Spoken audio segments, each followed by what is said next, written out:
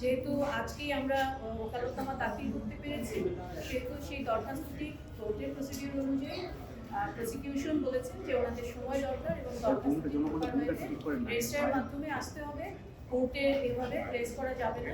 যেহেতু আমরা এই দরখাস্তটি আমরা আগামী 2 সপ্তাহের মধ্যে আমাদেরকে দরখাস্তটি ফাইল করতে হবে এবং দরখাস্তটি শুনানি হবে। 2 সপ্তাহের মধ্যে শুনানি করতে হবে।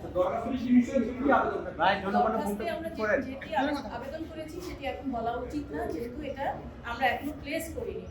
প্লেস করার পরে অবশ্যই আপনারা সবকিছু জানবেন। তবে আপনাদের কাছে আমি আজকে আপনাদের মাধ্যমে সমস্ত দেশবাসীর সহ সবার কাছে একটা অনুরোধ জানাবো, মিডিয়া ট্রায়াল একটা অত্যন্ত জঘন্য জিনিস, আপনারা সেটা থেকে বিরত থাকবেন।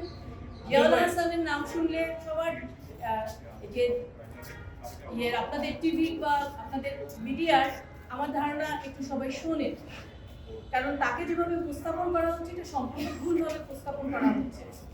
উনি একজন আর্মি কর্মকর্তা ছিলেন এবং উনি একজন অবসরপ্রাপ্ত কর্মকর্তা, যেটা আপনারা সার্বক্ষণিক বলে থাকেন উনি একজন বরখাস্ত। না, উনি বরখাস্ত না, উনি সম্পূর্ণ ওনার যে বেনিফিট সহ উনি একজন অবসরপ্রাপ্ত কর্মকর্তা।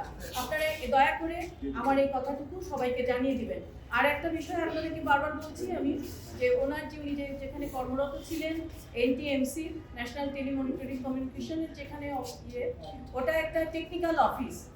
ওই অফিসে কোনো আর্টস ফোর্স নেই, ওই অফিসে কোনো কিছুই নেই। হ্যাঁ, আয়নাঘর নেই, ওই অফিসে কোনো আয়নাঘর নেই এবং উনি কখনো ডিজিএফআই-তে চাকরি করেননি। আয়নাঘর নামক যে একটা ভয়ঙ্কর তথ্য, সেই তথ্যটা নিয়ে যে মিডিয়া যে ট্রায়ালটা করছে, সেই ট্রায়ালটা ওনার পরিবারের জন্য এবং ওনার জন্য অত্যন্ত মর্মান্তিক। আমি আপনাদের অনুরোধ করব আপনারা এই কাজটা করবেন না। একটা মানুষকে মিডিয়া ট্রায়ালের মাধ্যমে তাকে হেয় করার কোনো অধিকার কারো নাই। এটা বাকস্বাধীনতার নয়। বাকস্বাধীনতার যে অনুচ্ছেদগুলো আছে আপনারা দয়া করে সেটুকু, এবং সাংবাদিকতার যে আইন আছে সেই আইনটুকু আপনারা মেনে নিয়ে, যে এথিক্স আছে সেই এথিক্স নিয়ে আপনারা কথা বলবেন, এটুকুই আপনাদের কাছে আমার অনুরোধ।